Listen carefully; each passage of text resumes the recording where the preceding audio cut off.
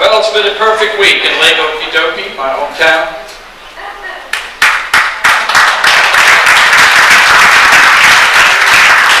Down on the edge of the Everglades, the weather was sunny and in the 80s every day.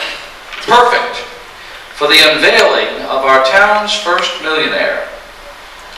Every small town needs some claim to fame, some event or person that links them to a piece of the past that's capable of impressing folks well into the future.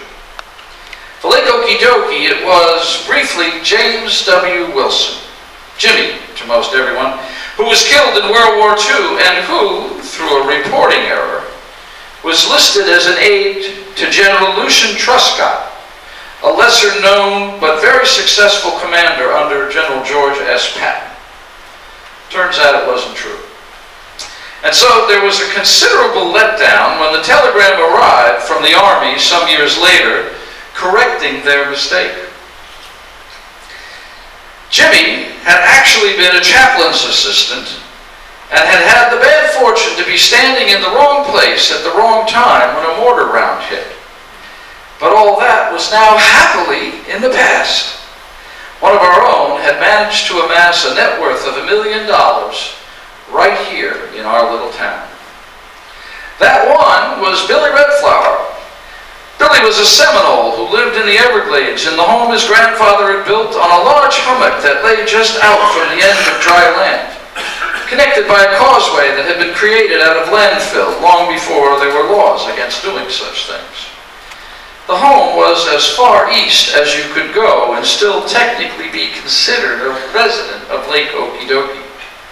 And since Billy had gone to Lake Okee-dokee's James W. Wilson High School as a teen, that was enough qualification for the town fathers. He was a millionaire, and he was ours. After high school, Billy had followed in his father's footsteps and become a farrier, a shoer of horses. From an early age, he had had a way with horses. Long before anyone ever heard of the horse whisperer, Billy could keep even the wildest cracker horse settled while his father fitted him for new shoes. So it was only natural that Billy would take over the business when his dad retired. It was a comfortable life, but as time went on, Billy could see that the horse population was dwindling in the rural areas of Florida. As people aged, they did not replace those horses that went to that golden pasture in the sky. Instead, they sold their land to housing developers and bought condos.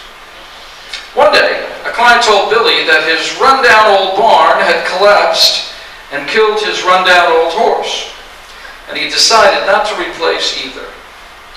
Although it was not like Billy to speak boldly, he heard himself asking the client, "How about if I haul all that old wood out of here for you?" And before you could say, "Giddy up," there was a large stack of old weathered barn board planks in Billy's yard.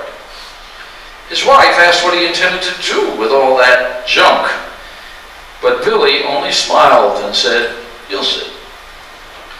Next, Billy bought a used table saw and began cutting the boards into 1-foot blanks. He laid some of his horseshoe inventory out in the backyard and let them rust and corrode a bit, and then he nailed one horseshoe to each of the wooden blanks. When he has a sizable inventory, he ran a 4-line ad on eBay. Genuine lucky horseshoe, authentically mounted, perfect for someone you love. $95 while supplies last. The barnwood had yielded 780 blanks. In 4 weeks, Billy had sold out and had pending orders for 100 more. He quickly scouted the area and found 2 more old barns that needed tearing down. He approached the owners and offered to haul off the wood for $500. They jumped at it. And before 2 years had gone by, Billy had banked $1.1 million. This would never have come to light if a local reporter hadn't sniffed the story out, interviewed Billy, and published an article in the paper titled, "Our Own Marsh Millionaire." Billy was characteristically modest about his success. He said he still intended to shoe horses, and this was good news to Tammy Faye Suggins. General Beauregard's General Store had been doing well for some time now, and Tammy Faye finally saw an opportunity to fulfill one of her lifelong dreams. She bought a horse. At first, Earl had resisted the idea, but Tammy Faye reminded him of all the money he had spent on his airboat, guns, ammo, bass boat, fishing gear, guns, ammo, motorized hang glider, guns, ammo, and motorcycle. So there wasn't much he could say. She researched her purchase as carefully as she did everything else and found a 3-year-old filly that was beautiful, gentle, and loved to be ridden. Part of Tammy Faye's rationale to Earl for acquiring the horse was the benefit it would bring to her relationship with their 2 daughters. The girls had been cute as little kids, but they were now at that ugly early teen stage where they knew everything and considered their mother horribly square and a perpetual embarrassment in almost all things. Consequently, Tammy Faye was looking to rebalance this equation by introducing a new element that for hundreds of years had always proven irresistible to teen girls: a horse. It worked like a charm. In the first month, the little filly was nearly ridden to exhaustion as Tammy Faye and her daughters alternated riding days. Tammy Faye also found the horse to be a great lever for getting the stall mucked out, homework done, and any other errand run that she didn't want to do herself. Magically, almost overnight, Tammy Faye had become the coolest mom in town.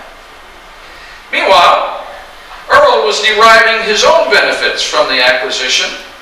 While the women in his family doted on Pocahontas, the new name they had given the filly, Earl was free, when he wasn't at General Beauregard's, to play with his toys. His special favorite was to go out with Bob Jackson Jr. and spend some time at the camp they had built in the Everglades. They used Earl's airboat, as Bob Jr.'s airboat business was now booming thanks to Tammy Kay's tours to see Swampman Odom, the local Everglades hermit. The camp had all the amenities, made possible by some newly installed solar panels, satellite TV, a refrigerator, and a meat smoker. Here they could have privacy, a break from work, and good fishing. Earl had given up bird hunting after Tammy Faye filled him in on the Swampman Odom trial. So as they sat fishing on the dock one afternoon, enjoying a cold one, Bob Jr. drawled, "You know, Earl, at times like these, I don't mind the definition some people give to us fishermen." "What definition is that?" Earl asked. "You know, a jerk at one end of a line, waiting for a jerk at the other." And that's the news from Lake Okee-dokee, the little town on the edge of the Everglades that time pretty much ignores, where all the women are right, all the men are happy, and all the children play outdoors.